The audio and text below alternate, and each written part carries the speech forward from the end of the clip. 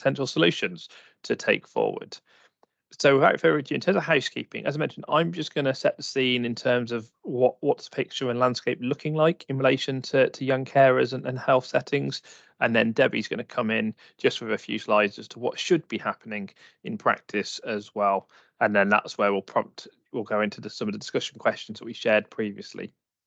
I can't currently see the chat whilst I'm sharing my screen. So if I can ask Debbie when she looks, just to keep an eye on the chat if there's anything or people telling me to stop or anything as well. Oh, going backwards. That's always, let's try that one again. Perfect. So in terms of sort of young carers in numbers, what are some of the sort of stats that we do have? Because what we are starting to see is an emerging base in terms of data and evidence in relation to young carers and health settings. So many of you will be familiar with the GP patient survey. So this is something that captures sort of patients from the age of 16 up. And so obviously it captures sort of the older age of young carers and into that young adult carers territory.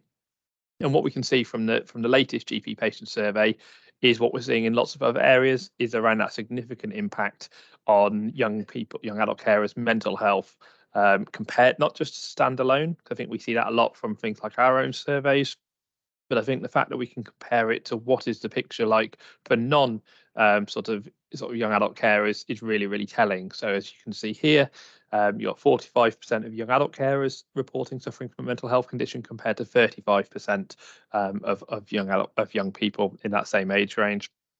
And similarly, when compared to other sort of groups of carers and patients, young adult carers were also more likely to report that if they did have a pre-existing health condition, that it affected their day-to-day life. They were more likely than other groups to report that impact on their day-to-day life of their health conditions, whether that be a physical health condition, whether that be a mental health condition as well. But in terms of other mental health impacts, you can obviously see from our own report. So being a young carer is not a choice; it's just what we do. Again, that impact on mental health for young carers and young adult carers as well. And I think the reason I'm flagging this is because in terms of what this says is actually that the chances are there'll be a significant number of young carers or young adult carers seeking support around their mental health and well-being, whether that be through their GP, whether it be through school nurse, whether it be through school more widely, whether it be through in-school mental health support, whether it might be through voluntary sector as well. So there's a real opportunity around how we identify when they're presenting because of mental health, but actually because they are also a young adult carer as well. Because as I mentioned, I think mental health is this real space in terms of the impact that we're seeing, where it's really coming to the light. So as I mentioned, so some of you will be familiar with the Cosmo longitudinal study.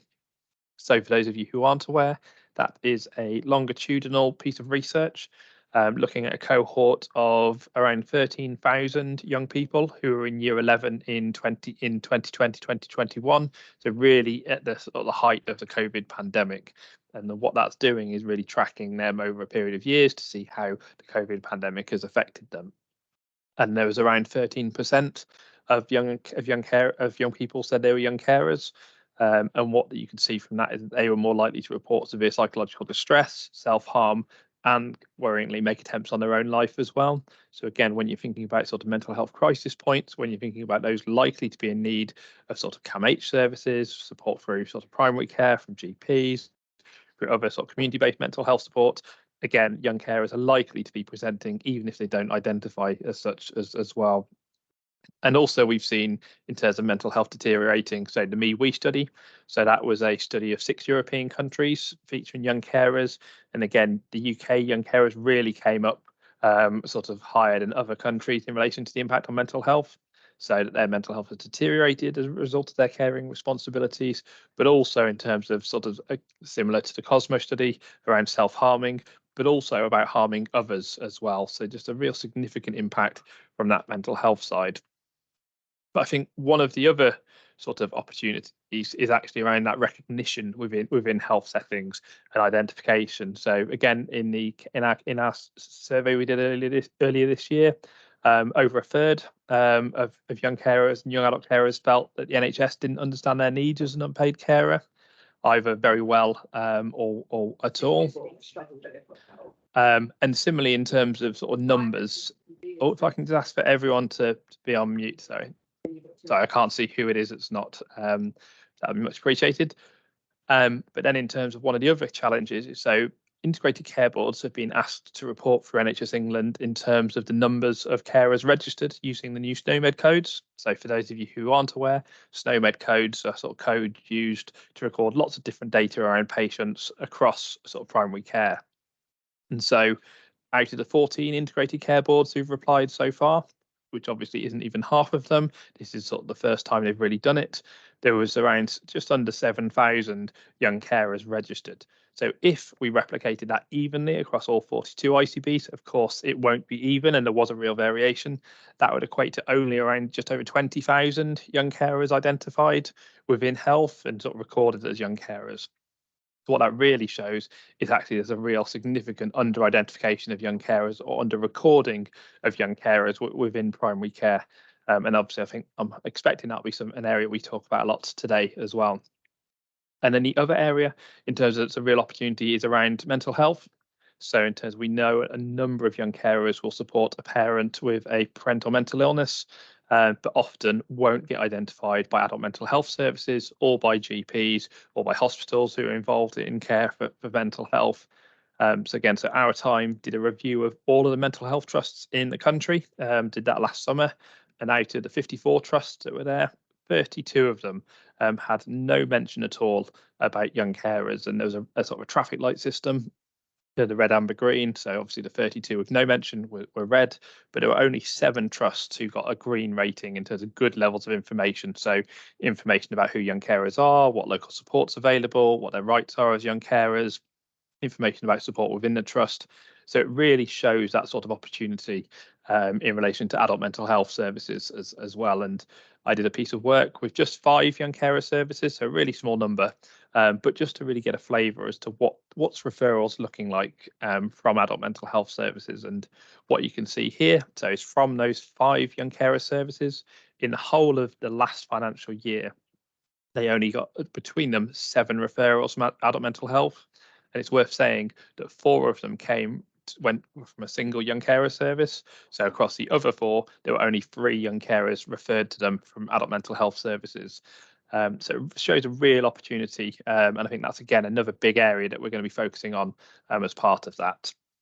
And so to sort of help raise awareness in terms of the sort of health settings, there's a couple of things. So Our Time have produced a film which is called The Elephant in the Room, which really sort of does highlight around sort of parental mental illness from that young person's perspective. And so thought it'd just be useful just to show that this morning, just to really sort of set the scene in terms of actually some of the issues and some of the challenges from that sense as well. So I'm going to share that in a minute and just check that my sound's working.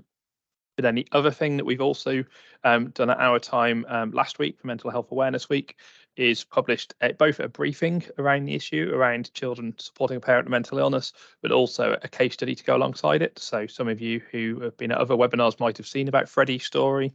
That was being shared on social media last week, because that really does show in terms of actually the sort of the younger age range. So Freddie's story is a real life case study, but based on a 5-year-old who's living with his mum, dad, and younger sister. And again, would Freddie be classed as a young carer majority of the time? No, he wouldn't, because actually, in terms of dad does the most support for mum, in terms of actually mum's anxiety, in terms of isn't constantly an issue. But what it does mean is actually if things happen when dad's away at work, or if Freddie and his sister are out in town, from that perspective with mum, then actually Freddie is having to step up and really help and take on responsibilities far beyond that expected of a 5-year-old. So again, I've just put that in there because that's hopefully trying to raise awareness about this group as well. So before I hand over to Debbie, I'm just going to sort of stop to show the film. I just have to stop sharing my screen a second just to get it up. Just bear me 1 second. And now I've done that, I'm glad to see that Debbie managed to get it recording as well. So I'm just going to start the film and then I'll share my screen again. Just bear me 1 second.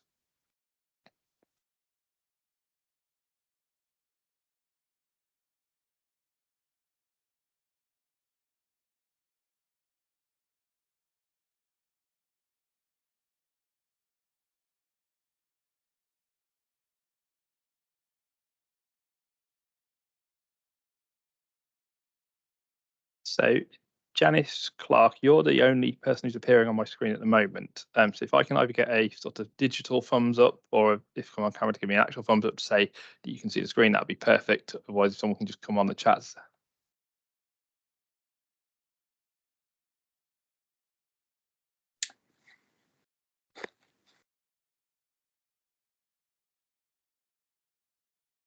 We can see it, Andy, but we can't hear it, or I can't hear it. Thank you.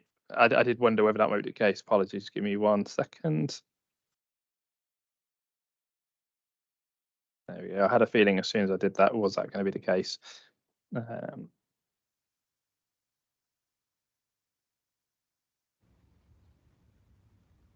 My dad has Is a that better, mental Vicky? illness. That's better. It's a bit like having a big elephant in the room that no one talks about.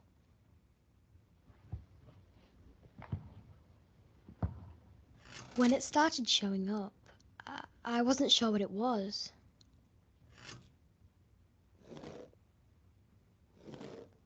But strange things began to happen, more and more.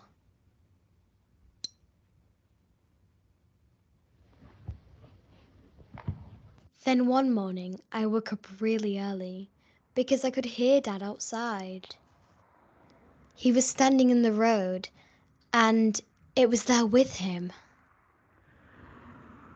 Mum didn't seem happy to see it. Neither did our neighbours. But it didn't seem bothered by that. The next day, Mum didn't talk about what had happened. I thought maybe everything was back to normal. But when I went to say goodbye to my dad, I could barely get his attention.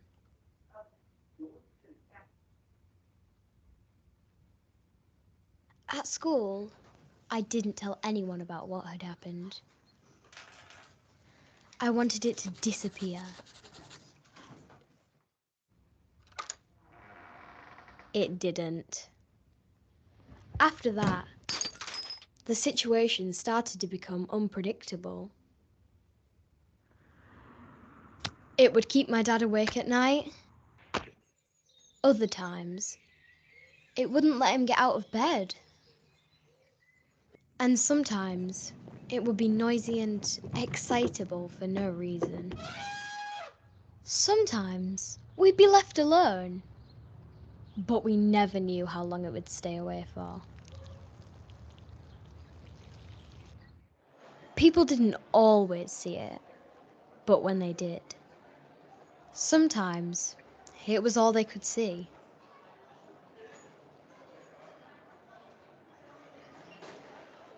Occasionally, a friend would ask how my dad was doing. I'd say he was fine, just to talk about something else. I wanted to pretend it wasn't there. But sometimes, the less we mentioned it, the bigger it seemed to become, until it felt like we couldn't get away from it anymore. I could tell Mum was finding things difficult. Something had to change. She spoke to Dad and made some calls. I needed to find out what was going on. We sat down at the kitchen table and chatted. She said she'd booked some appointments for Dad. We were going to speak to the doctors who knew more about it. I could come too, if I wanted. She also told me that while it was unlikely the illness would disappear completely, we needed to find a way to manage it as a family and carry on with our lives. Mum said none of this was down to anything I'd done, and that Dad still loved me. After that, it was just me and Mum for a while. Dad was staying at the hospital. When he came home a few weeks later, things started to get better. Now we talk about Dad's illness together. I've even chatted to my best friend about it, so I know whenever I'm worried, I've got people I can talk to.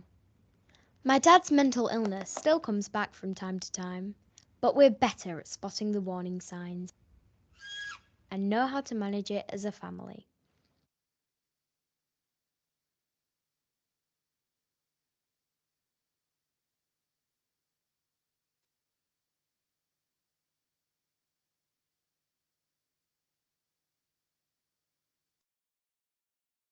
So just going to stop sharing my screen whilst I get the presentation back up again. But hopefully that really just gave a sense in terms of not just around the sort of the identification piece, but also around the role that health can play within this, the actual support for young carers. And you'll see that in the title of this session, that was around identification, but also support. Because I think often, again, with things like parental mental illness, having information around mental illness, around the condition, about what to expect. So you heard mentioned in the video around hospital discharge, around what to expect when they come home and what support they might need when sort of the parent or whoever it is being cared for comes home, can really help make a big difference as well. So I've sort of just set the scene in terms of some of the issues and some of the stats and prevalence and sort of experiences of young carers. I'm now going to hand over to Debbie, who's just going to sort of give a bit of context around the what should be happening in practice, because then it'd be really helpful to get your perspectives as to what extent is that being reflected locally in your areas. So I'll hand over to Debbie. Thank you so much, Andy, and thank you also for sharing that film. For some of you who know me, you'll know that my brother has schizophrenia, and my children were young carers to him. 4 years my brother lived with us while he was going through a process of getting a diagnosis and in and out of acute psychiatric, acute hospitals. That is such a powerful film, really resonated. Right. Moving on, I wanted just to build on some of what Andy has already shared, but without, creeping into time into this roundtable, because today is about hearing from you. But I wanted to talk a little bit first about the census data. So Andy, I'm going to get you to do a click here, and I'm just going to start sharing with you a case study from Kingston. So here we have Kingston upon Thames, one of the boroughs in the London region, who, according to the census data, had 340 young carers. Now, interestingly, they chose not to include children under the age of 5, and yet we're already aware through Freddie's story that there are infant carers out there. But here's the thing. Our friends at Kingston Carers Network are currently supporting 925. Spot the gap. We know through Professor Saul Becker's work with Nottingham University that the estimated number of young carers in every classroom is between 2 and 3. So that actually places the London caring young carers population at around 150,000, and yet the national census data identifies 127,000. So I just wanted to share that. If I can get Andy to do another click, because I hear this pop star, not that I, and another one. I'm not going to confess to knowing much about current day pop stars, but I felt this tweet was so important because, for so many years now, we have been, all of us, working hard to raise the profile of young carers, and yet they still seem largely invisible, not only in the education data, and of course now we have the school census, so we're hoping to see that improve, but certainly we don't see them in local authority data, and we really don't see them in health. So today's background is really about how we can tackle that. And I just want to remind everyone who came to the London Young Carers Conference of this really important fact that I shared then. At the moment, if we do nothing, if a child enters a school with a health inequality, we're not going to bridge that gap. Thank you. So that's really my opening. I'm now going to do a rapid tour through the legislation, and I'm not going to spend a lot of time because the slides will come out. Thank you, Andy. So I'll just speak very quickly to each of the slides. So we have the Health and Care Act of 2022, and I've put in here all the different areas, the duties that are now a part of the NHS commitment to young carers. Thank you, Andy. And you can look at all of these in details. As Andy said, Section 91 of the Health Act placed the duty on hospital trusts to identify and support carers of all ages and involve them in patient discharge planning, and that includes young carers. So again, we're going to move on at pace because I'm hoping for a lot of you this feels very familiar.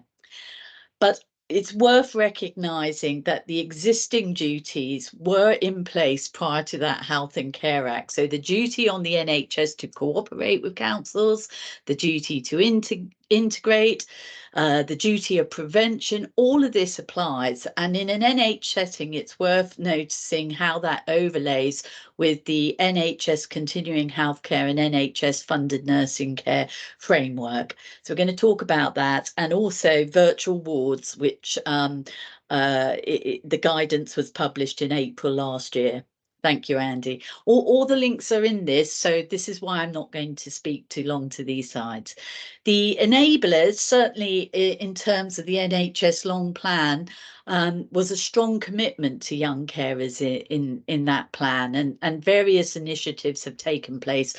And real progress has been made by our colleagues in the national team to support that young carer friendly practice, not only in GP practices, but throughout the healthcare system. Thank you, Andy. In other enablers will be the NHS guidelines supporting adult care. You may wonder why I'm mentioning that, but that's because it advocates for a whole family approach. We are very much lobbying for the commissioning of a NICE guideline to supporting young carers.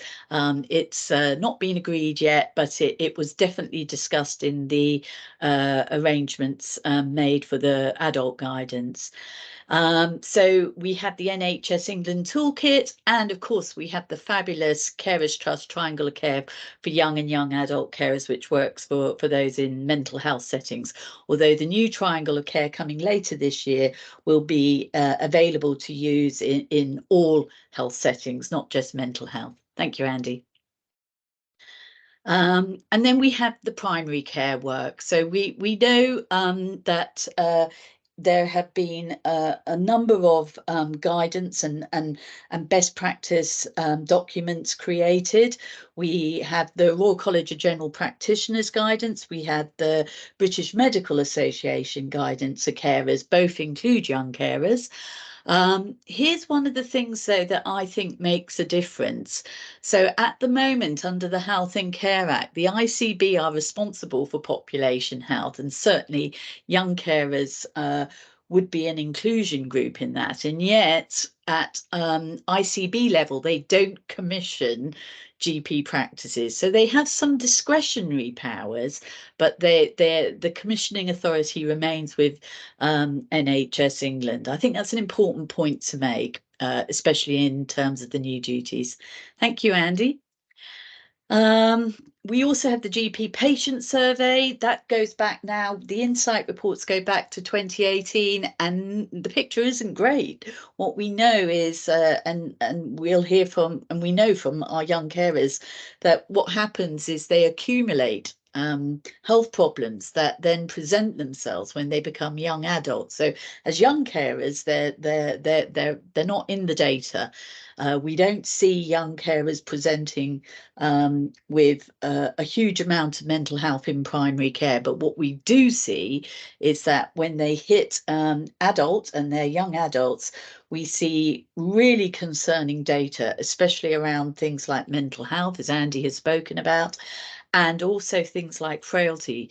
Some young adult carers had the frailty score of a 65-year-old, so that musculoskeletal issue, possibly manual handling as young carers. Thank you, Andy. And of course, the other thing is the risk of adverse behaviours. So we spoke about self-harming, but we also know that young carers are more likely to smoke, more likely to perhaps we could say self-medicate using alcohol. There are a whole range of issues. So what do we have in our tool bag? Well, we have the GP care equality markers, and our friends at Action for Carers Surrey developed this lovely little poster explaining to GPs what young carers want in terms of flexible appointments and how they staff are trained. So all of these things are really important. What we're not seeing is that actually pulled through into practice. Thank you, Andy. And then in terms of, I do apologise for the gallop, but the top tips for general practice are on this side. So that comes from the long-term plan. And again, with kind permission of the Surrey Young Carer Service, this was a piece of work that Lisa and I did, Lisa Roberts, who's now working for Healthwatch. Sorry, I'm not sure if she's on this call today, but we sat down with the Young Carers Forum to actually really try and recognise what it was they wanted from health staff. And I think this is a great tool for today's job. Thank you, Andy. Again, apologies for the gallop, but we just need to get through some of this stuff. Andy's mentioned the SNOMED codes. For those of you who are unfamiliar, these are the codes used on GP medical records. And as Andy says, we now are beginning to gather data, but as Andy has also indicated, we're just not seeing those young carers in anything like the numbers that we would expect. Thank you, Andy. And you'll have all these slides. So in this slide, I've simply just popped the various links. I think you'll find them quite helpful. One that you might not know or be so familiar about is the Daffodil Standards developed by the Royal College of General Practitioners and the Mary Curie Foundation. And Standard 3 is around the carers and young carers, and there's been some fantastic work by organisations in the cancer network to develop resources for particularly for young carers of parents or siblings impacted by cancer. Thank you, Andy. And then we in London, we work really hard with you all, especially with Andy and the Young Carers Alliance, to develop a carers and hospital discharge toolkit. And we hope we have future-proofed that toolkit to reflect young carers.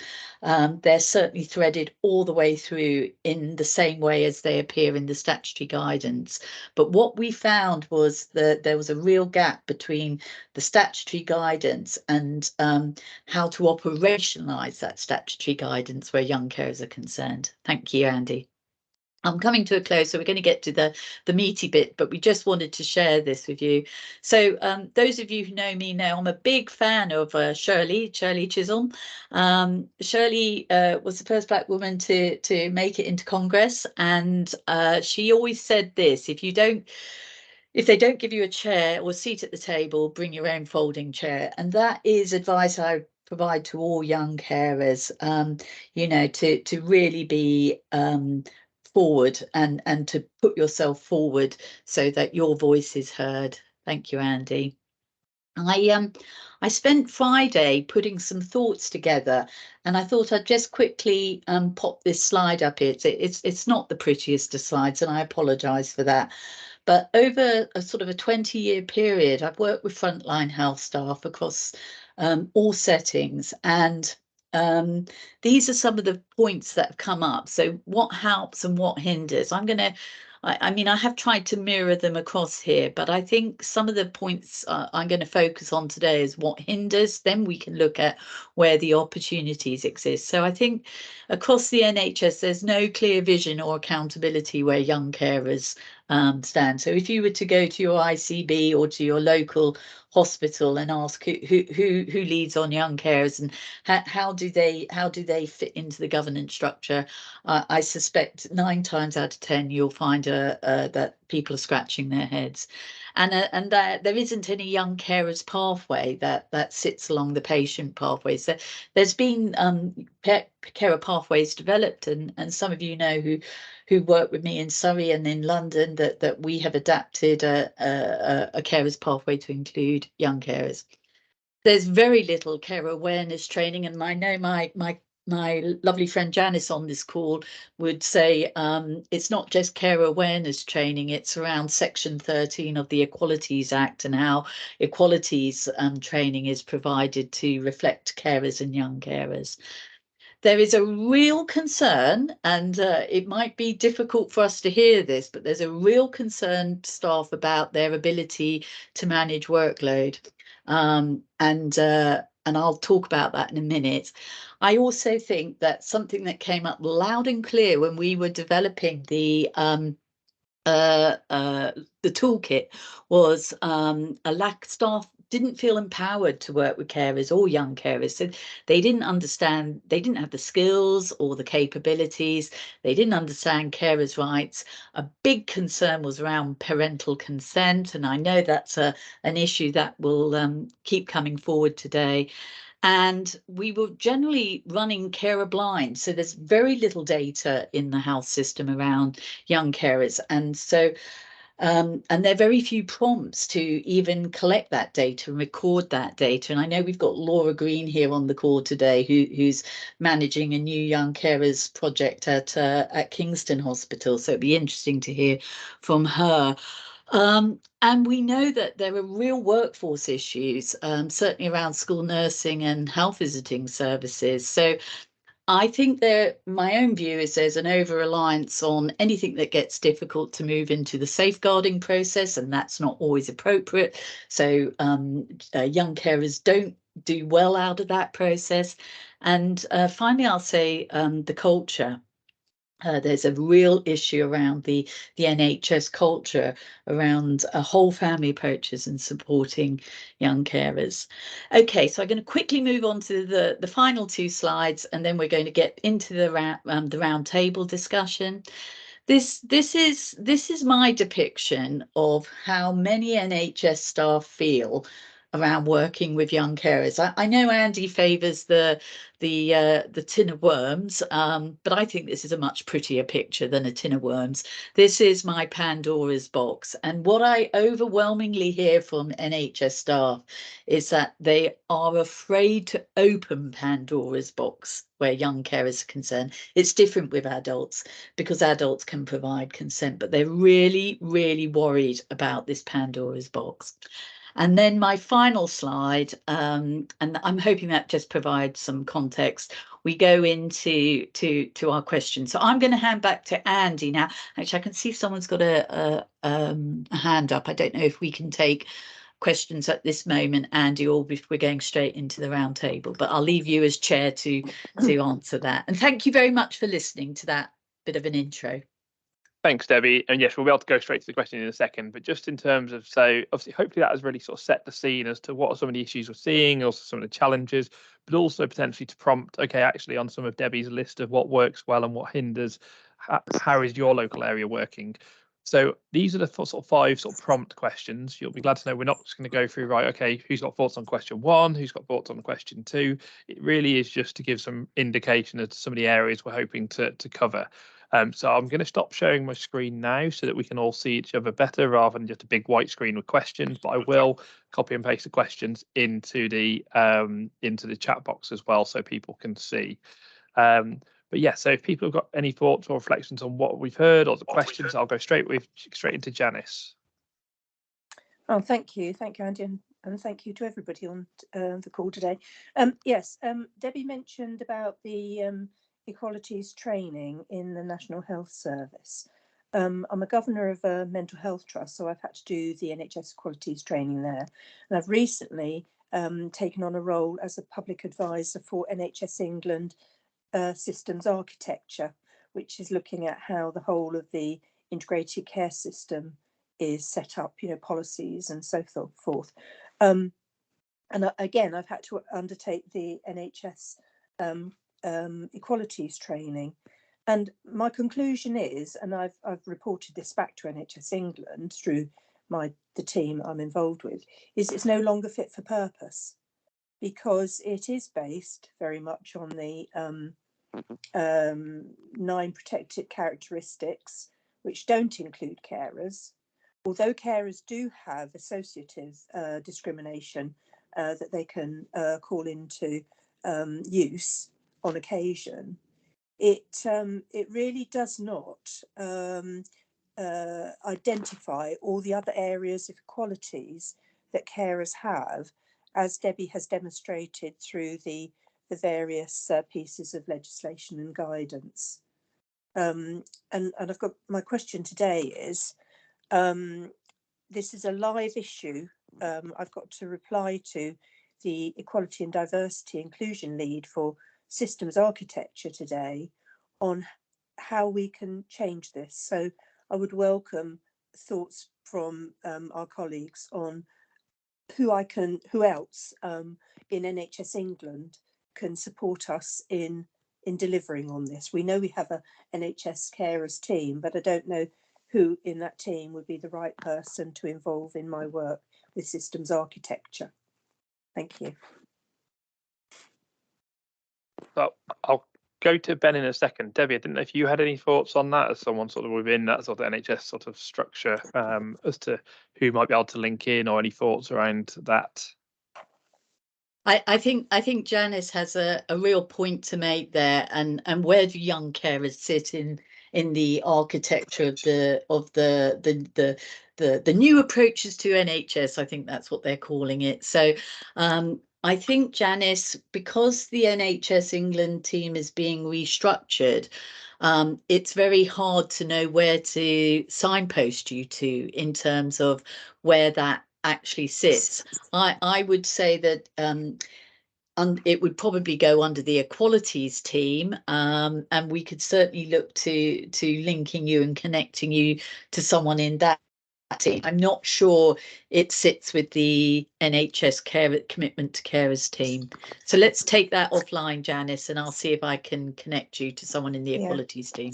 Yeah, we've got a real opportunity here to actually make a difference. And if we can make a difference from the top within that system, those system changes, then that could filter right the way through. So those who work within the NHS at the moment would look at a very, very different kind of equalities training in the future that doesn't just identify carers as a group who aren't hard to reach. They're just not recognised and considered as equal partners. But there are a whole raft of other people who don't fit into the 9 protected characteristics, who it would equally apply to.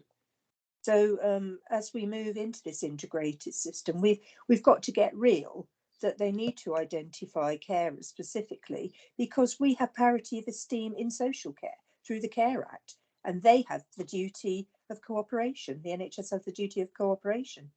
So it has to change, it has to shift. Definitely. And just before I bring Ben in, I think that the word you used, it really stood out to me, Janice, was around opportunity. I think in terms of, again, I can probably say I'm a bit freer to say it's sort of around where the position is around NHS England at the moment. But I think there is a huge amount of uncertainty. I think in terms of with the huge restructure going on, the long-term plan commitments only came up to this year. So in terms of the long-term plan, it's a 10-year plan. There's only 5 years of activity, with the second half to be agreed now, which makes sense because it's really hard to know what you need 8-9 years down the line. But in terms, it gives both that risk of how do we ensure that carers, but also young carers, aren't forgotten and missed, given everything going on, but also the opportunity to sort of really shape. I don't like using the term bottom up, but I think from the ground up. I think actually in terms of what we're seeing from a sort of government sort of policy at the moment is a big focus on, well, the ICBs have got the responsibilities, local authorities have got the responsibilities. So I think that's part of the reason why we brought this roundtable together, to say, okay, where are some examples of where things are working locally? Because then that's where we can share them with other areas to say, look, these are some practical ways of influencing, making that change. So that then once NHS England is in a more stable position and ready to start looking outwardly, because I think if I'm being honest, they're having to look from a carer's perspective quite inwardly at the moment as to their work.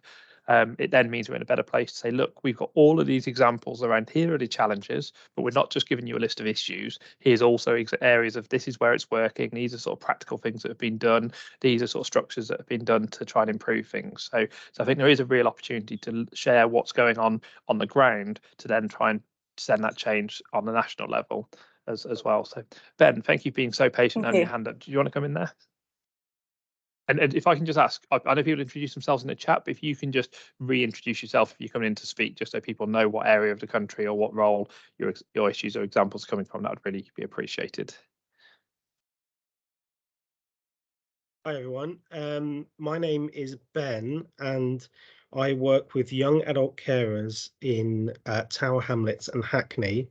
And Andy segued quite nicely into what I wanted to say there with talking about what's going on the ground.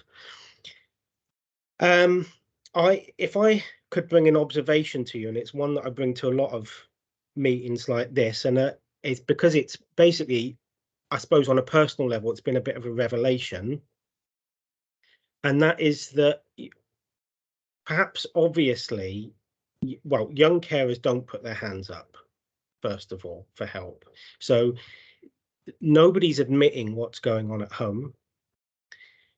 No parent, or not, no, it's not true to say nobody, but comparatively few people, parents, are putting their hands up and saying, this is what's going on at home, because no child, it's confusing. No child wants to admit that they have to look after their own parent, and no parent wants to admit that their child has to look after them.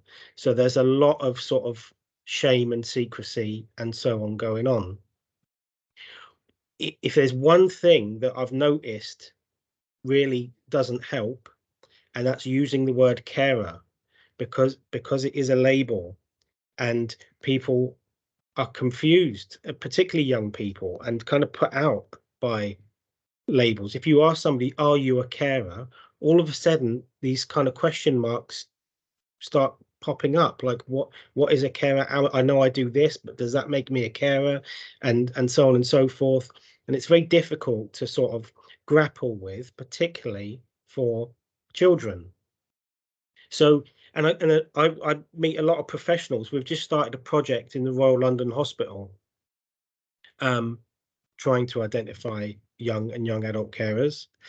And one of the things that professionals say is, I just don't know what to say. I don't know how to ask, the child this. I don't know how to ask the parent this. And like somebody said, I've forgotten the phrase that was used, but it's just, professionals just don't, can of worms, and Debbie used a different analogy, the Pandora's box, I've just remembered. And so what I personally advise people is to before you even get to whether somebody is a carer or not, you need to look at the circumstances that are making them potentially a carer. So rather than kind of agonizing and thinking, oh dear, are they, aren't they, what should I say, I identify, so I say, if you're under 26, if you're working with a family where there are people under 26, where there is long-term illness in that family, then there is a good chance that that young person is taking on a caring role, or is impacted by that illness or disability in some way. So I always frame, even when I'm personally speaking to young people, I say to them, oh, is there anyone with illness or disability in your family? Because it's such an easy question, and it's something they want to talk about. It's something they want to get off their chest. So nobody's going to say no, because there's an implication or suggestion of help there. Like if somebody says, is there something wrong? You're going to say, most people are going to say, well, yeah, I do have to do this or do that, without actually physically using the word carer. And I do think that goes a long way. And be worthwhile professionals remembering is, because in a healthcare setting, by implication, everyone is working in an environment where people are unwell. So all you have to do is find out whether there are anybody under 26 in that environment, that family environment that you're working with. That's it. And that's half the job done, 3/4 of the job. And then all you're doing after that is making inquiries about what is actually happening. And again, on a personal level, I know from my services, young people don't have to be doing huge amounts of physical care, like just because they're not feeding somebody, in bed, or giving their medication, or doing all that classic stuff that we associate with care. If you're living with somebody with a long-term illness, or particularly a mental illness, you're going to be impacted by the symptoms of that illness. And that, for me, certainly for my services, qualifies them for being a young carer. And I think that what you're saying there, and in a second I'm going to bring Tom in, because I'm really keen to get his perspective. But I think what you're saying there about it's not just about huge levels of care, but also the emotional impact on them. So if we go back to Freddie's story, that case study, in that one, Freddie isn't linked in to his local young carer service, because actually doesn't need it most of the time from that sense. He's got a good social life. He's involved in sort of different sports and sort of drama things. But actually what him and his family needed was that sort of plan in place to know actually if something does happen with mum's mental health, okay, great. Freddie knows how to unlock mum's phone and how to ring dad or ring, or so an adult can ring. School are also aware. So that, again, if mum's had a panic attack on the way to school and Freddie's upset, he's got someone to talk to and they know the situation from that sense. Actually, a lot of the time it's just about identifying and then seeing what do they need. But Tom, I'm really keen to bring in your perspective in particular, just that what Ben was saying around sort of that label of young adult carer as well. But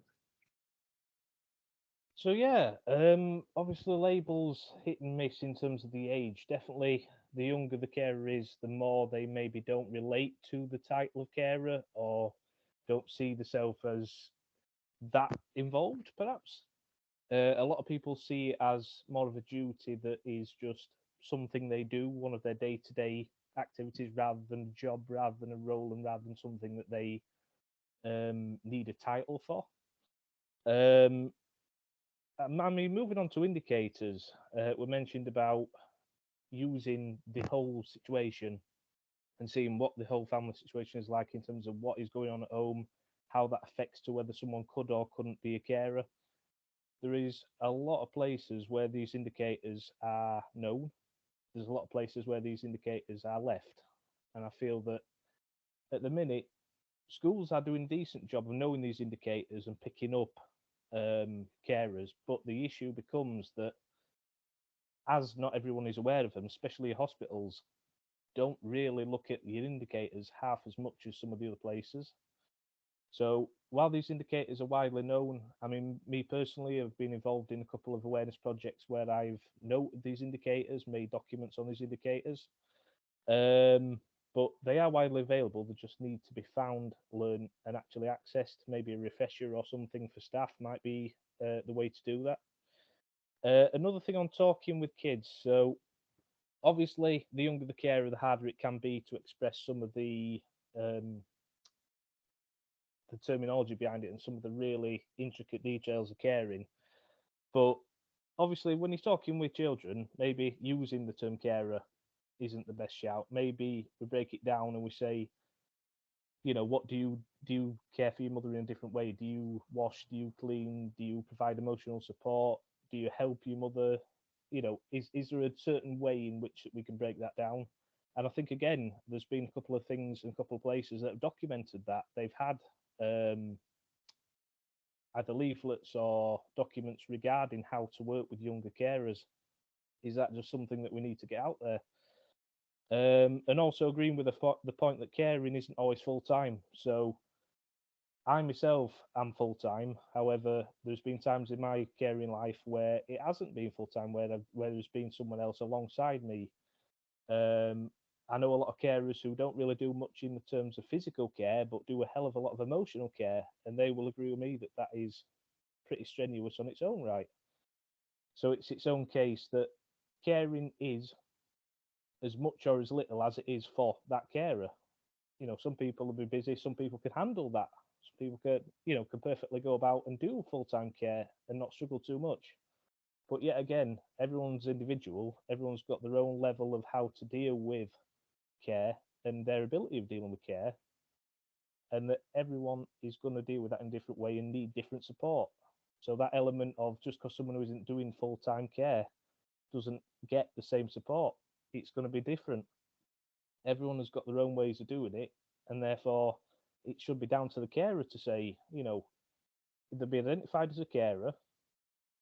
We can give you X, Y, and Z. We think you need X, so we're going to put you in for X. No, maybe this carer needs X, Y, and Z, even if they don't seem like they need it.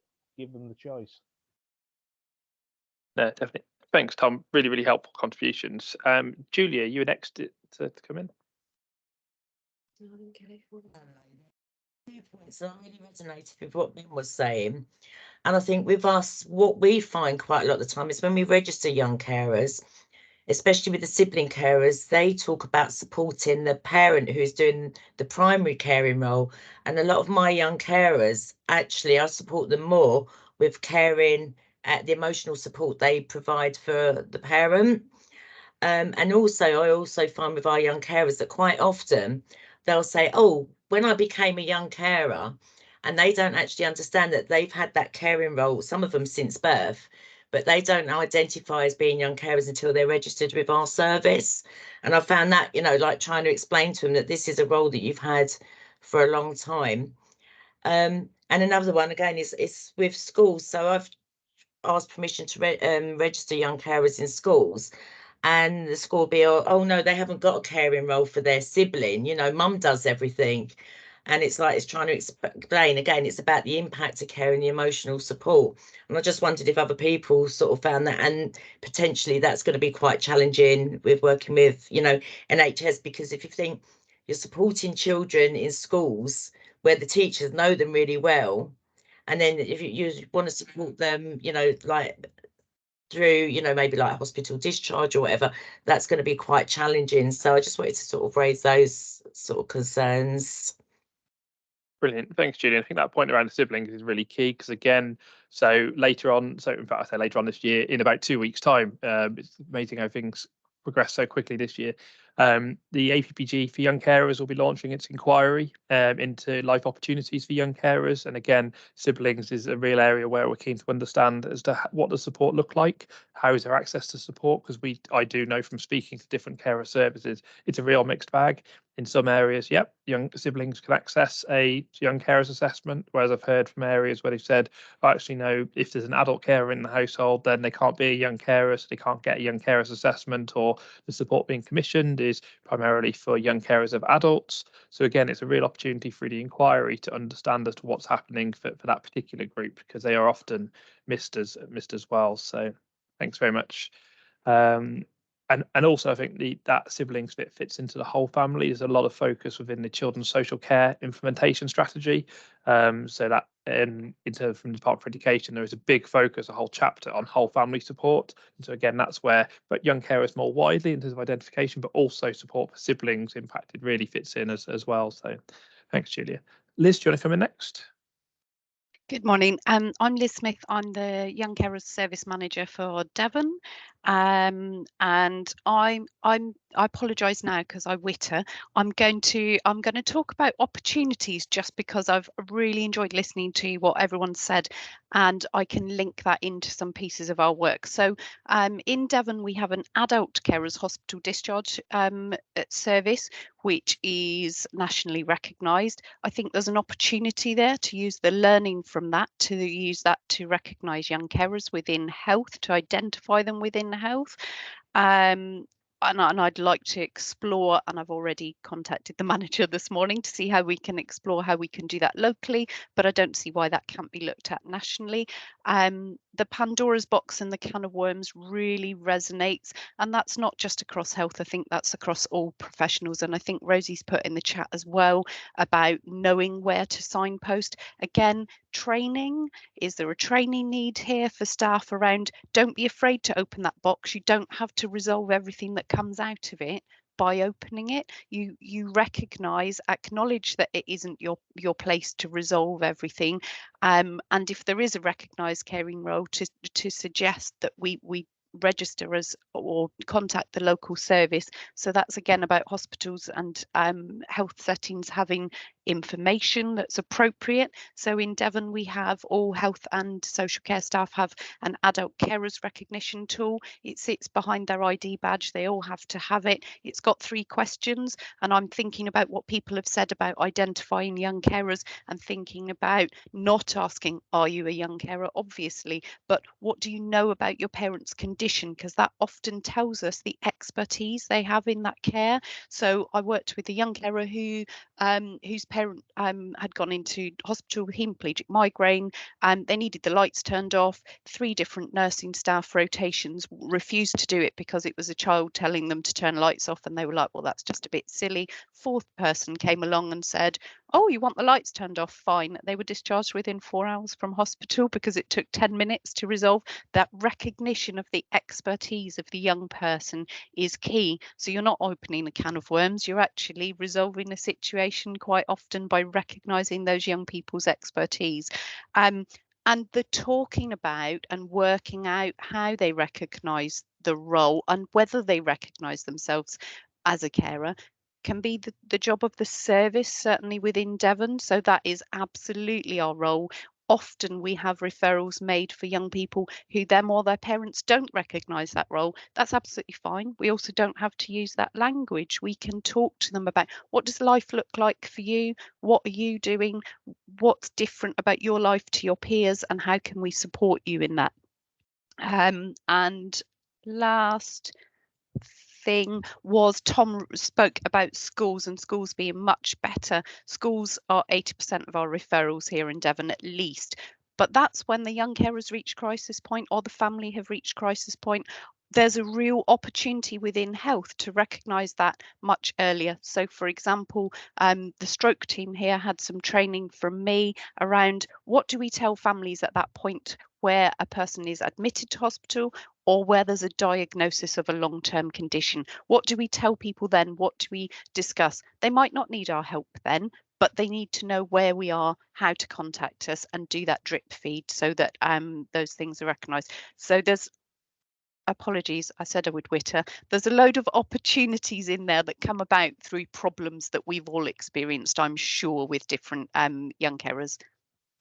Thanks, Liz. And I completely agree. There are so many opportunities there. I think also that bit you were saying about almost that reassurance piece about saying we're not all of a sudden asking people working in hospitals, people working in mental health services, GPs, nurses to be sort of young carer experts or to be the sort of the lead supporting the young carer. What we're asking them to do is to identify them and to make sure they can link into support from that perspective. And I think there's a big focus at the moment on two sort of key areas. One is around health inequalities, and then two is around in terms of actually how do we reduce the pressure on children on CAMHS. I think I'd be amazed if anyone on this call could say actually no, CAMHS is working fine in our area. We've got no waiting list for mental health support. I'm not a betting man, but I wouldn't hold my breath on anyone putting a hand up to say that this morning. So I think there is every local authority and every sort of area in ICB is looking about how do we reduce the pressure on children's mental health services. And actually, I think given the data is increasingly there, not from Young Carer Survey, so it's not something from anything that we've done, it's not for anything that any carers organisation has done, but wider young people studies looking at young people in general, where they've asked the question, are you a young carer, amongst everything else?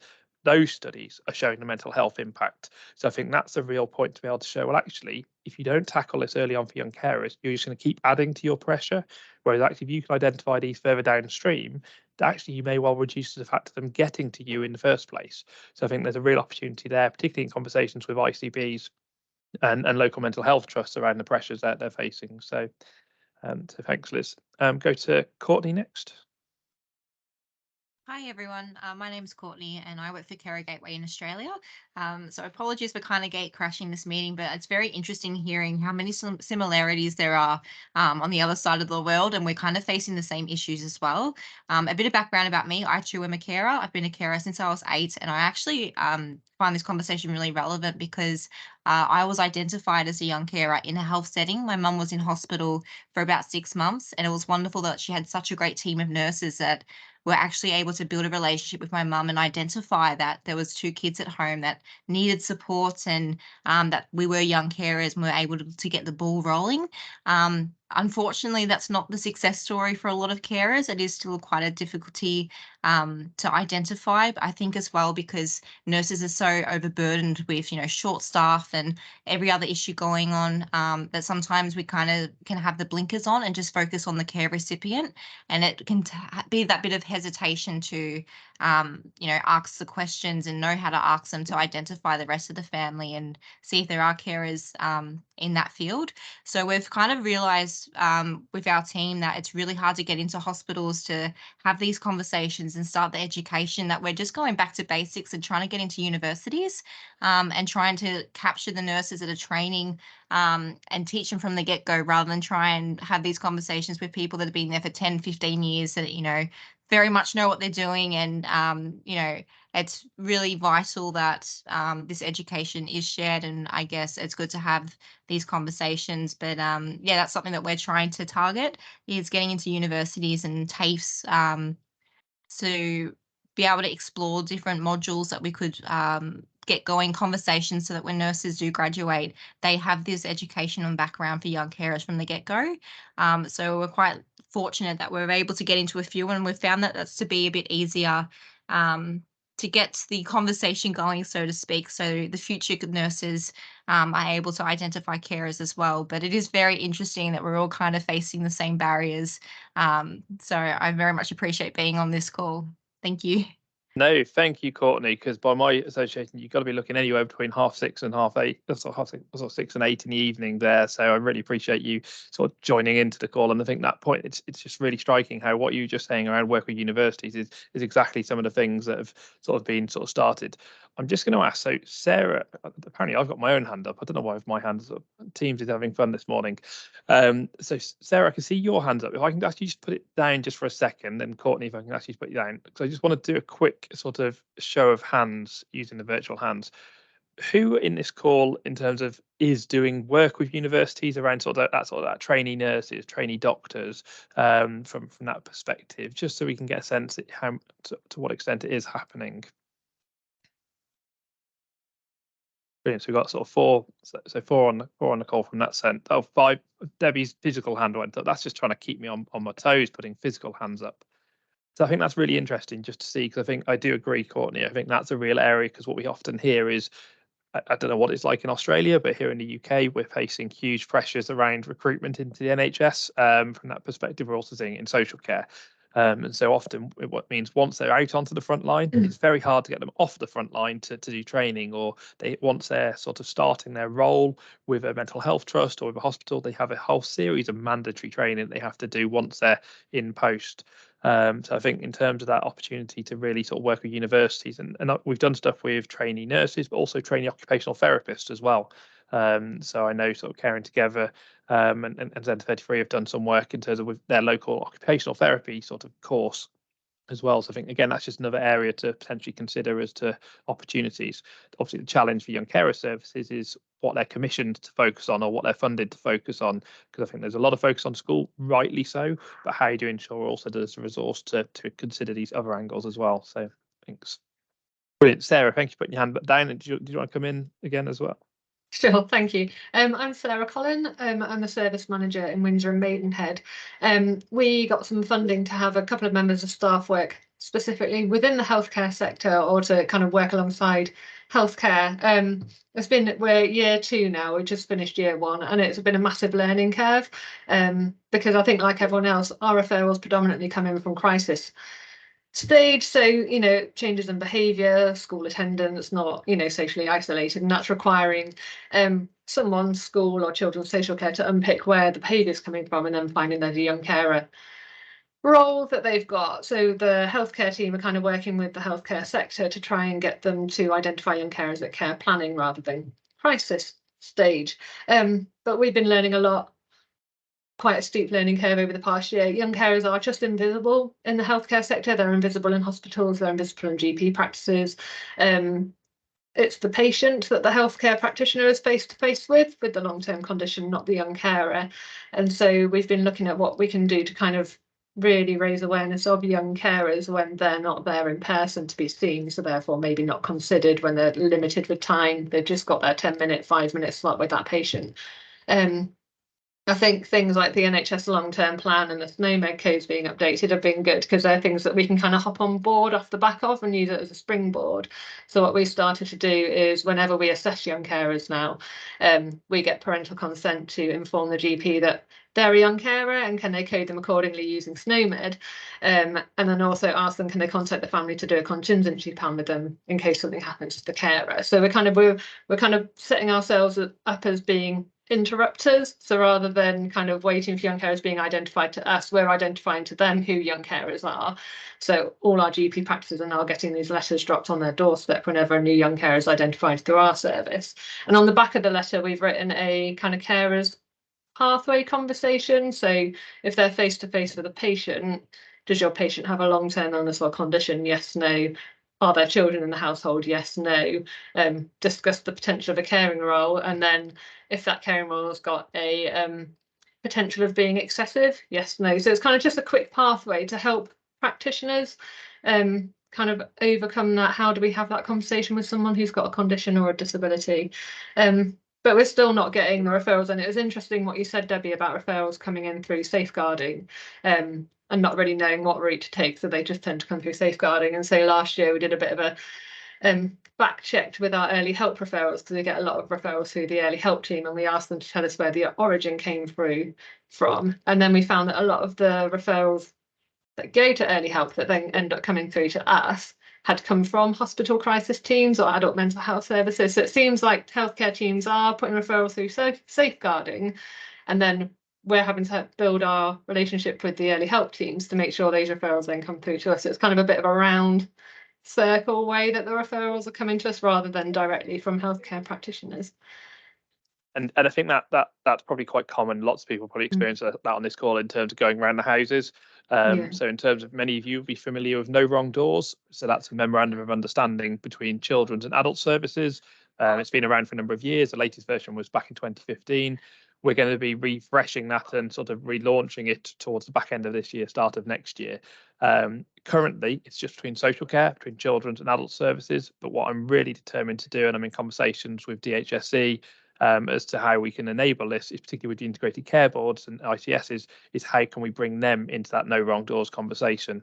And in terms of, I know I can see Sophie's got her hand up from that perspective, and I think that's one of the areas where there's green shoots in terms of potential for this. So Ben, I'm going to jump the queue if that's okay, and come to Sophie, and then come back to you, Ben, if that's okay. Sophie, do you want to come in? Yeah, hi, I'm Sophie. I'm the service manager for Leeds Young Carers Support Service. So we are just in the stage of getting the full sign-off from health, adults and children's for the MOU. So it's still, like Andy said, early stages, but we have got health on board, and that is being signed off by representatives across those three sectors, which is really positive. And we're now setting up a working group to get all those people around the table to look at more sort of system changes and a more strategic approach in Leeds to how we identify and support young carers. So I guess it's sort of watch this space, and hopefully we'll be able to see how sort of effective that is. Just in terms of some of the stuff we're doing in Leeds, and I guess some opportunities and challenges. So I think a key thing for me is that identification stage, and actually, in order to have sort of consistency and to make real change, I think it's around looking at systems, and that being embedded in practice. So we can deliver a lot of training, we can raise awareness, but we know that that can sort of come and go in terms of being on people's priority lists or at the front of their mind. You can do some training, people then think, oh, I need to sort of recognise young carers more, but then that can sort of go to the back of the pile when something else takes priority. So something we've just been doing with our 0 to 19 team, which is like your healthcare, your school nurses, is rolling out a pilot looking at routine questions. So it's a bit like what Tom and Ben had said earlier. So instead of the question, are you a young carer, or is there a young carer in your family, it's actually expanding those questions so they're more fit for purpose and more sort of user friendly. So the school nurse team, the 0 to 19 team, we worked with them really closely to look at what would that sort of routine inquiry look like. And the questions that they ask vary from sort of the 7 and under, and then sort of 8 upwards. So again, we try to take into account the language that we'd use not only with an adult patient as well as with the child, to try and break down what a young carer's role would look like. And that's been really, really well received. So we started with our East team, and that's now been rolled out citywide. We've just recently had a meeting to look at how we can review the impact of that. So that's where we're at now. So we rolled out that training. They made some key changes to their assessment tool, to their how they record on System 1.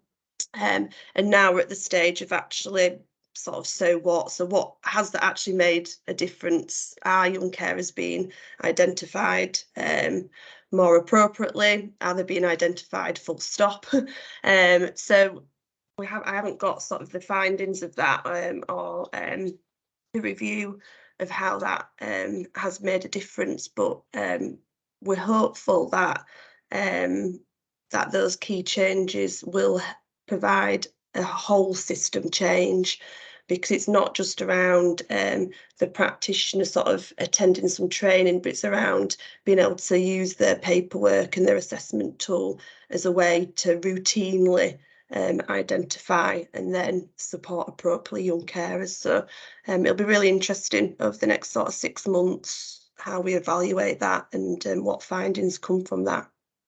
Brilliant. Thank you. Thanks, Sophie. And I couldn't agree more about the role that systems play. I always am very mindful of sounding so geeky when I'm talking around what can make the biggest difference. I often go to systems because I think in terms of awareness and training, we'll only ever capture who ever happens to be in that room at that one moment in time. Yes, there's that sustainability. They will then embed it in their own practice. But if you've not got it embedded to actually sort of capture in terms of asking the questions routinely, then actually as soon as that person moves on, you lose a lot of that learning. As soon as their workload increases and priorities change, it's gone. Whereas if you've got those prompts sort of built in, those flags, that's where you start to really get that sustained change. I think that's a real opportunity from that perspective. And just to say, so Young Carers National Voices, so YCNV, is a group of around about 23 young carer services around the country doing sort of young carers involvement work. And one of the tools that they produced last year was sort of draft wording for mental health services. So for both in terms of young people, but then also for if it's adult mental health services, to really just look at some example wording to factor into their sort of questions as well. I'm going to go to Ben next, and just that question around systems and sort of systemic. I'm going to give her advanced warning so I don't put her completely on the spot. But I know we've got Charlotte from Centre 33 on the call. They've done a lot of work with primary care in their area, again around that systems and that join up and that communication between the two. So Charlotte, if you're willing, once Ben's sort of come in with his point, it'd be really great just if you're willing to talk about some of the work you've been doing there. Ben, do you want to come in next? Cheers. Yeah, it was just a point that I went to a event at Bart's Hospital in London about a year or so ago, and there were some fairly senior people there, and I approached them and I said, what would be the chances? One of the people that was from IT, I said, what would be the chances of getting a tick box on a form? Because when patients come into a hospital, or at some point in the process of going through hospital, their assessment for, their tick box forms, and what are they there for? What are they suffering with? Sort of generic personal details, that kind of thing. And would it be possible just to have a tick box that says, are there any young people under the age of 26 in this family, which would then trigger a sort of separate thing? If yes, then make referral to hospital carer service. If no, no further action needed, that kind of thing. And to put it bluntly, they laughed at me because the process of creating that kind of thing, that kind of the bureaucracy is so intense, and the level of sign off needed to get that, to make that kind of change was so ridiculous that it was laughable. And they literally just said to me, oh yeah, it's a good idea, but I think we're going to have to try and find another way, was the phrase they used.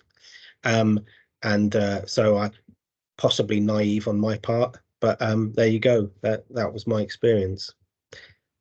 And I share the pain and the frustration on that one, because again, it's amazing how something so simple and trivial has to go through so many loopholes and have to get so many approval and to get the buy-in to get a tick box added.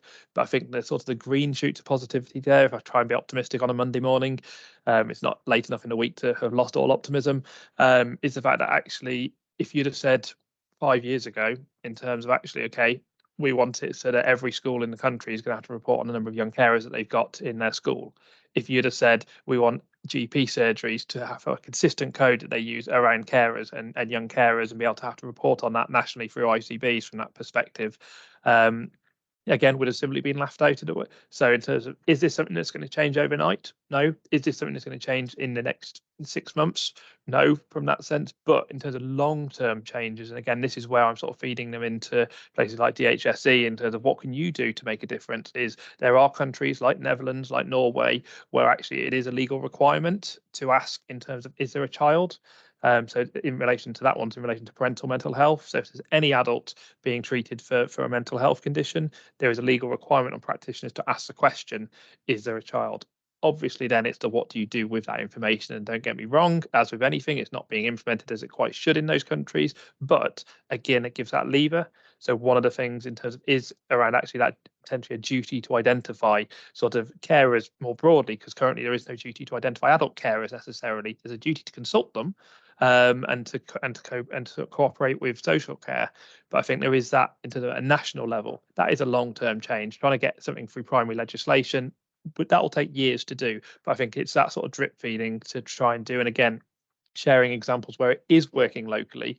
And I think it's just going back to what I was saying earlier about making the case of saying, well, okay, fine. If you don't do anything about it, then you're just going to keep having all of these young carers having additional mental health pressures, putting pressures on primary care, putting pressures on your mental health services. So they're going to come onto your door, onto your sort of your priority, onto your radar one way or the other. It's just that where in the system do they want to come in? So, Charlotte, appreciate I put you on the spot earlier. But just wondering if you'd be willing just to talk about, because obviously you've been doing some work with primary care, where again you are starting to get some sort of buy-in and see results there. But yeah, sure. No, thanks, Andy. I'm Charlotte. I'm from Centre 33's Young Carers Project. So we're commissioned to provide the young carers support across Cambridgeshire and Peterborough. So as Andy said, this is yeah, a kind of a bit of a pilot that we've been doing for the last 6 months with GP practices in primary care. So we have been, we identified, as we've been talking about through the session today, all of the same barriers and issues as a lot of you have mentioned, but a gap, and found that a lot of our, the number of young carers that we kind of support and we have record our side as a project wasn't reflected in what the numbers that were recorded across primary care. So I know a few of you have mentioned about kind of consent and referral forms, so we did a very similar thing here at Centre 33, and we were gathering consent from the young people that we work with to see if we could share that information with their GP to let them know that they're a young carer, so that when they then go to their next appointment, whether it might be for themselves or for their loved ones, a pop-up box appears on their record on System 1 and Ennis, which says, I'm a young carer, please check in with me today. So we kind of designed this pop-up box off the back of meetings with our young carers voices work, our participation work. And a lot of young carers said to us that they didn't feel recognised or supported within their with their GPs when they go to their appointments. So yeah, we designed this pop-up box and we've been doing it for the last 6 months. And then alongside that, I've delivered a few webinars to GP practices and social prescribers locally. And then we're going to do, we're not sure exactly what it's going to look like because we've only just finished the pilot, but we have seen an increase in numbers. And it has been really positive. So we are going to do a bit more targeted work with some of those GP practices that we've seen that increase to see, what's been working well, what more support can we provide. And then the same with maybe those practices that we haven't seen that increase to see actually, are we reaching the right people within surgeries to change the details on their records? Is there more work that we need to do there? So yeah, it is kind of the end of the pilot, but it's been really, really positive. Brilliant, thanks, Charlotte. I think it's just that again, seeing that sort of that link between systems and awareness, and then into that sort of general sort of communication channels, but between them from that sense. Because again, none of us want young carers to have to tell the young carer service that they're a young carer or tell school, and then also have to go themselves to tell a GP, because we know chances are that they won't. Tom, do you want to come in there? Yeah, so just a little bit about that. I know in certain areas they have carers cards now. It's something I pushed maybe 10 years ago about getting carers cards, not just for school, but also for hospitals and GPs, pharmacies, and all the other areas where you might have to then retell your story. Sometimes these stories are quite emotional and quite damning, so not just an effect to the carer, but the people around as well. The it's good that carers cards are getting established, but it seems to be far and few. Obviously, a lot of places don't have carers cards. Only recently in Wakefield, where I am, have they done one for schools. They still have nothing in terms of hospitals, GPs, or pharmacy, or anything of that variety. In terms of what I do in terms of caring for identification now, is I wear a carer's lanyard, and I have my own card that I made myself to put in there. But the only thing is, a lot of people can't do that. Maybe a younger carers simply won't know how to do that. So it's an element of what do they do? Can we have a card established? Do we make it a national one, or is everyone going to do their own one through local authority or through NHS? I know there's a good one happening in Calderdale. They've got a whole system, also got an app, so you can do it over the phone. You don't need the physical card. But yeah, it's something that's progressing, but it needs to be done nationally. It needs to be fully established. Maybe a universal card or a set of universal cards, rather than everyone doing their own thing. So it's a lot more recognisable everywhere. But definitely something that needs to be progressed. Thanks, Tom. And I think, again, there are definitely examples of some in the chat that are sort of coming up of different schemes. But again, it is a bit of a postcode lottery depending on where you live. It is worth saying, again, I can't make any promises this morning on it, but it's worth saying, so the Carers Action Plan, which was the government's sort of 2-year commitment as to what it was going to do in relation to carers, 1 year into it, so in 2019, they did a bit of an update from it in terms of what they've done so far. And one of the areas in relation to young carers was the idea of having a sort of a national young carers recognition scheme, like a card from that perspective. And equally, there's been a scheme done similarly in Wales. So in Wales, they do have a national young carers sort of ID card, which again is available for all the local authorities in Wales.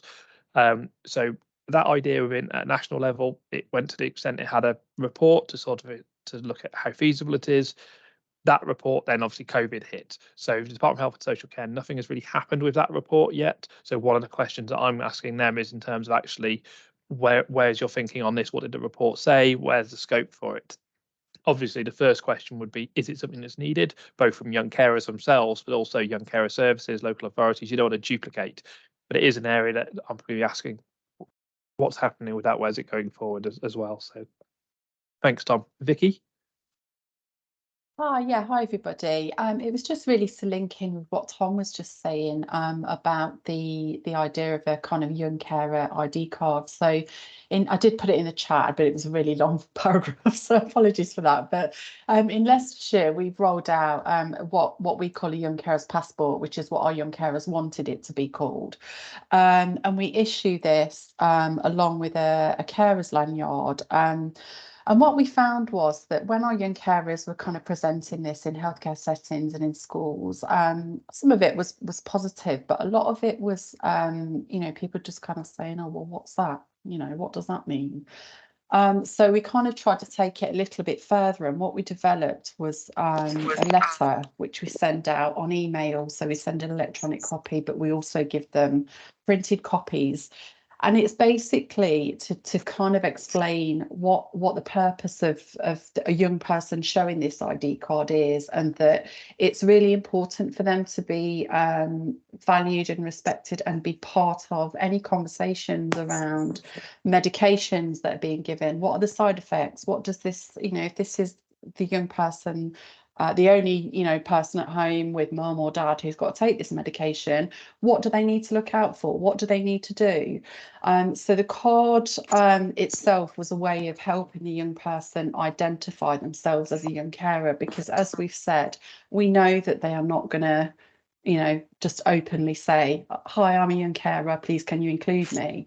But we tried to take it that one step further and include this kind of letter and this fuller explanation, so that, like Tom was just saying, they don't have to repeat that over and over again to all of these different professionals that they may come into contact with. So we're kind of seeing how that goes, really, but it's something that our young carers really wanted. And the lanyard that we use is the same as what our Leicestershire adult carer team use. So we're trying to kind of link that in, because we know that it's recognised when people see it, and we really wanted that for our young carers as well. So that's just a little bit of feedback really about what Tom was just saying.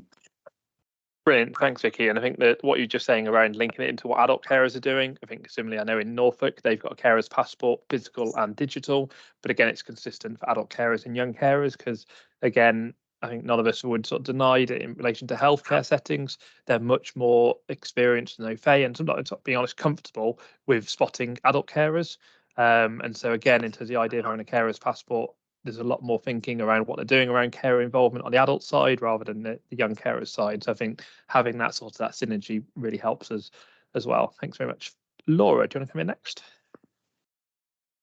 Hello, so I apologise if I garble. A, I'm quite new to the table around young carers, and B, I'm extremely passionate about it because it affects my family. So I just wanted to go back to Ben's point earlier about whenever an adult is diagnosed with a long-term condition or perhaps a new diagnosis, that we ask the question, are there young people in the household? And I just wanted to kind of make the point that I don't think we should give up on that. I don't think we should say, oh, that's terrible, isn't it? You know, I know at my trust, I represent an acute trust and a community healthcare trust. It would take 2 years to get that tick box onto our electronic patient records, but that's not a reason not to do it. And I wondered whether there's anything nationally we can do to make that an expectation of a digital provider in hospitals. And then just a couple of other points I wanted to make. Whenever in the acute sector, we are in the acute trust that I work for, we are identifying an adult carer, we are immediately then triggering the question, are there young people in your household? And that then triggers a referral and a pathway for that young carer. And I wondered how we make that achievable across the board. In terms of service models, I just wondered how we make young carer services consistent regardless of geography.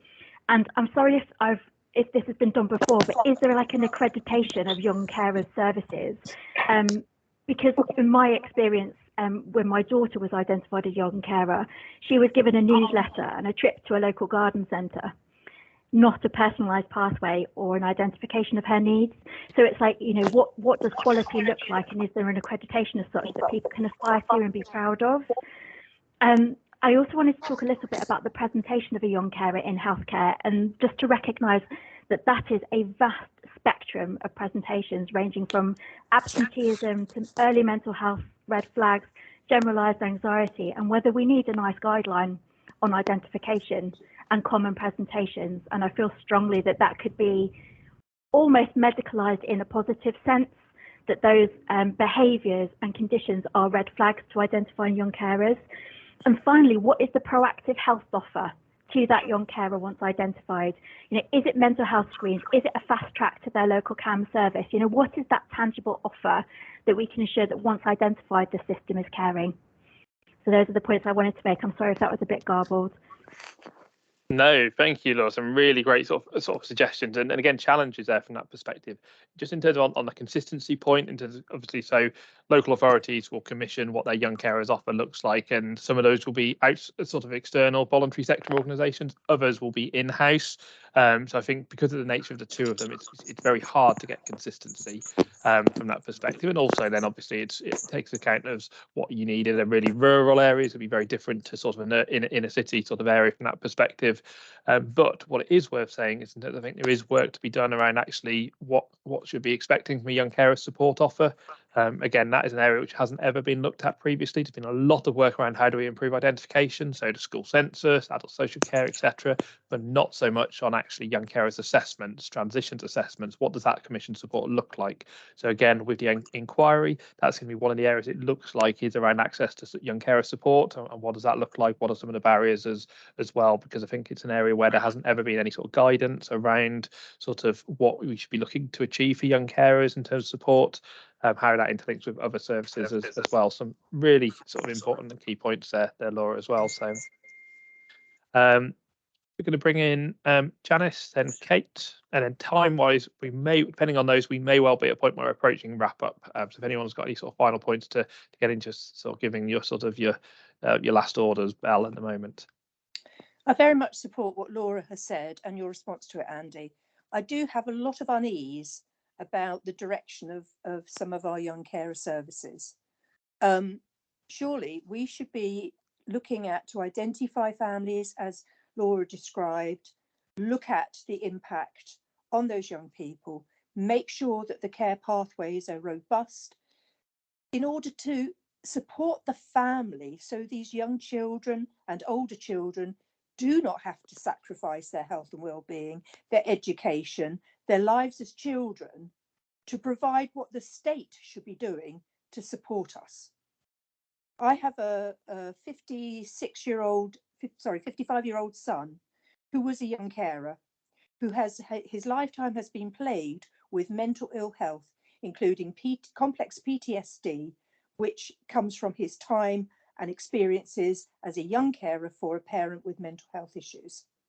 I do not wish that on any other young child. We have to do more to actually, in the prevention and as a state, to stop what I see as state abuse of and neglect of our children in these situations. I know that a lot of young carers feel pride in what they do.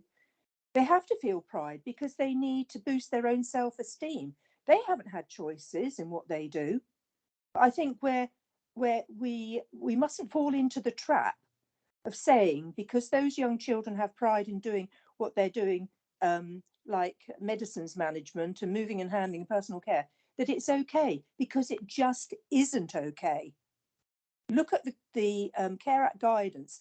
These are inappropriate tasks of caring and levels of caring. And I'm sorry if this upsets people in our young carer services, but actually we should be supporting a way of providing support that does us all out of business, really. Thank you.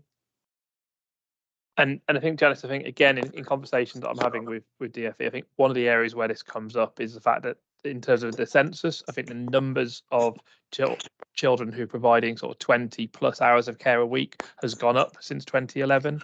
So I think in terms of that data and the fact that so again, really concerningly is the fact that the number of 5 to 7 year olds caring for more than 50 hours a week has gone up. The numbers of it, the fact that even, in fact, you've even got any 5-year-olds doing 50 hours of care a week is just frankly just mind-blowing. But I think it's that sort of data which is able to be sort of used with the likes of DFE and the minister to be able to ask the question, okay, we've had young carers assessments in place since 2014, came into force 2015, but it's going in the wrong direction. So actually what's going to be done to help sort of turn that tide from that perspective? And I think, again, there's never been any sort of national scrutiny as to how many local areas have got a whole family approach in place, how many have signed up to No Wrong Doors. So I think, again, using that census data is almost that lever to start saying, okay, what are you going to be doing to tackle it? Because that's the starting point. That's where the government will always start with, saying that there are legal duties to prevent inappropriate and excessive caring. But again, it's how do you monitor those duties? How do you ensure that is making a difference? And how is that reflected in practice? So now really key points there, Janice. So Kate, I've got no idea why Teams keeps sticking my own hand up every time this morning. I've got no clue what it's doing. Kate, do you want to come in there? Just to say in Richmond and Wandsworth what we've been doing. So we're working on a GP workbook that was developed by a general practice practitioners in Richmond for one particular practice. And we're kind of looking at how we can roll that out across Richmond, across Wandsworth, and further in the field. It's a little bit like the health. The hospital discharge one, and kind of look, these are the things that you can do within your practice to enable, the identification, the support from a GP practice level. We're taking it to do we're doing some consultation on it with some young carers coming up soon. I've managed to put my hand up again. Don't know how I did that. Yeah, just that added bit of actually, but once you have identified them, where do they go on to, and how do you support them? There are a number of different pathways, depending, of course, what might be the key issues for the carers and how they're what they're supporting young people with. But that certainly doesn't mean to say that we've solved the issue of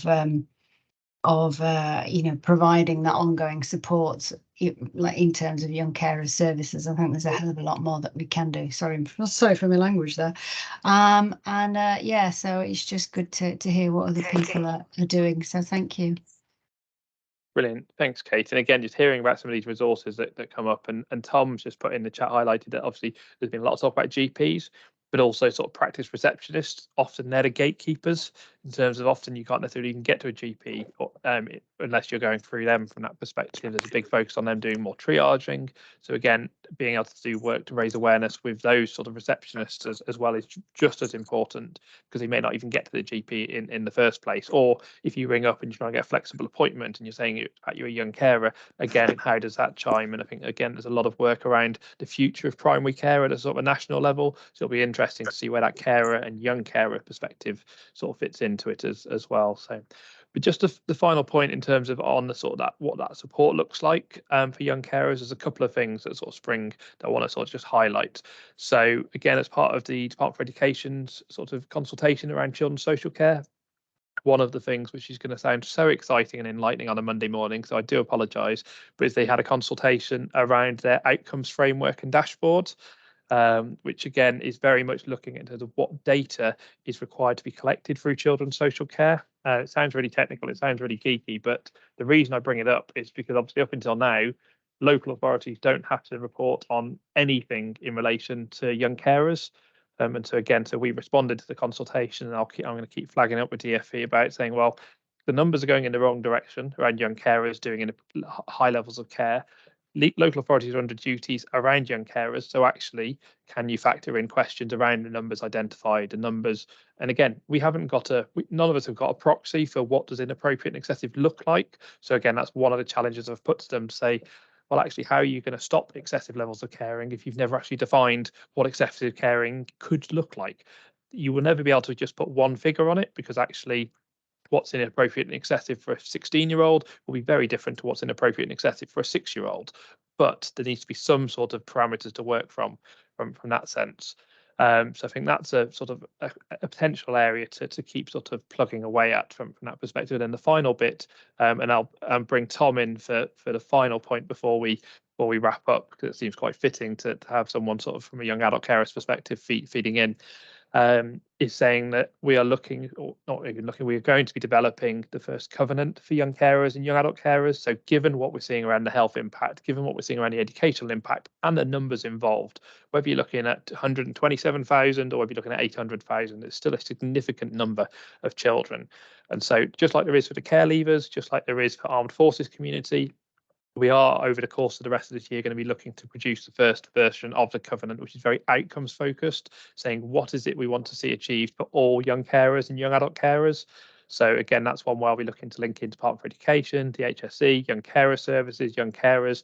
So we're looking to have that ready for Young Carers Action Day 2024.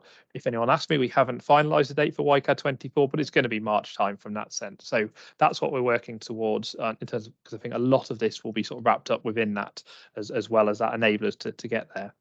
But I'll bring in Tom for the sort of final contribution, and I'll just do a wrap up as well. Yeah, so just coming in about the excessive care, obviously it helps not an inch that it isn't identified as what is excessive. Obviously excessive, again, like I said earlier, is going to depend on the ability of the carer, the age of the carer. So obviously excessive to one might not be excessive to others.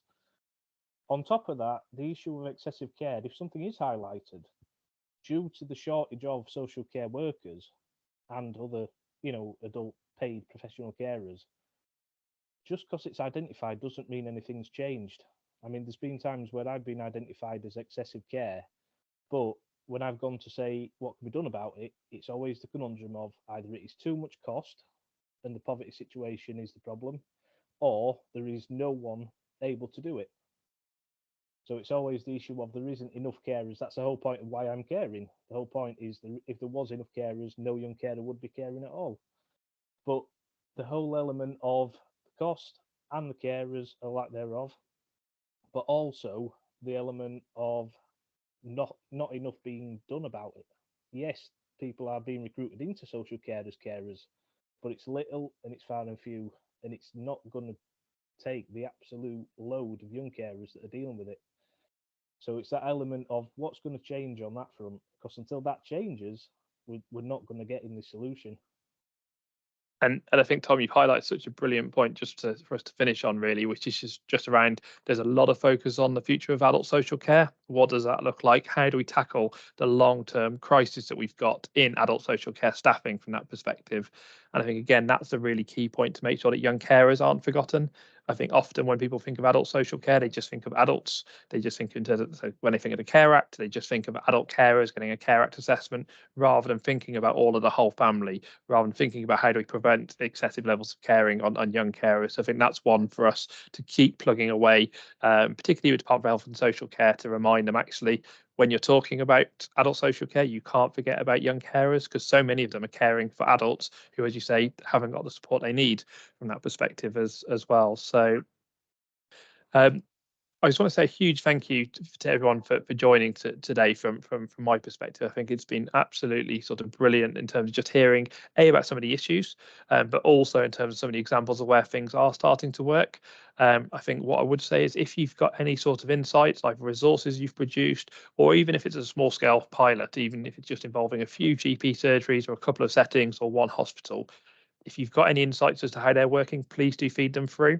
I think at the moment, what we're challenged with is actually lots of areas don't necessarily know, okay, how do we tackle this? Or what does good look like? Or what could good look like? So I think if you do have any insights as to how things are working and a difference you can make, that can then help prompt those conversations. So what was being said earlier about there being laughed out of the room when you ask for a tick box to be added. Actually, if you have evidence to show, well, actually that led to increased identification, or actually that led to reduced numbers of children sort of getting to safeguarding or crisis, whatever that metric may look like, or even just thinking it from the young people's perspective, improved health and well-being for them, because actually we can't forget about, it's not just around the benefits for the system, we're talking about the benefits for potentially 800,000 to 1 million children at the end of the day as well. So if you do have any insights from work you're doing, please do share them, because it really helps to be able to then cascade them with the likes of Department for Health and Social Care, NHS England, as it gets to a sort of a period of stability, hopefully later in the year, as to what their future plans will look like. So having some examples where it does work can really sort of help, as well as a list of issues as to what doesn't work. Debbie, do you want to come in with any sort of final reflections from your perspective?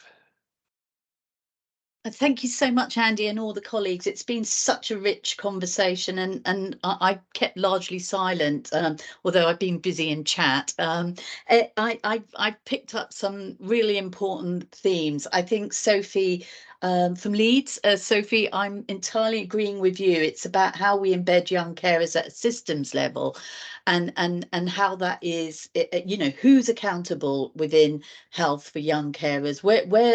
Where does the performance data for young carers go to? Where does it get reported in health? Because unless we're monitoring it, you know, they are completely invisible, aren't they? So one of the things that I've taken away, apart from, you know, it's been so valuable hearing from so many experts in this field, it is now how we can map out the themes from today's workshop and then take it forward with the health group in terms of understanding and bridging that gap between those who provide young carers service and those who in health will be busy, well, what we want them to identify and support young carers. So it's how do we bridge that gap? And I'll just give a shout out to Laura and Jan about that whole family approach. It's how do we embed a whole family approach in the healthcare system, which is, you know, based on a patient-centric approach. So lots for me to think about. Thank you so much, and we'll be in touch for another workshop, I guess, in the future, Andy, around how we progress this. Yes, I think definitely as things progress with NHS England, I think, as I said, there is a lot of uncertainty as to what the future direction of travel looks like, but also Department for Health and Social Care is just at their point in terms of figuring out their forward programmes. But I think there is definitely going to be lots of further opportunity. I think particularly as integrated care boards and integrated care systems develop, and as today's become more embedded, I think that's a real opportunity to look at this moving forward. So a huge thank you from my perspective. If anyone does have any questions or anything they want to pick our brains about, please do get in touch with myself or Debbie. And again, thank you for giving up your time on a Monday morning. I know how busy the start of the week can be, and I hope you all have a brilliant rest of the week. Thank you, Andy, too. Thank you, everyone. Thank you, everyone. Bye. Thank you. Thank you.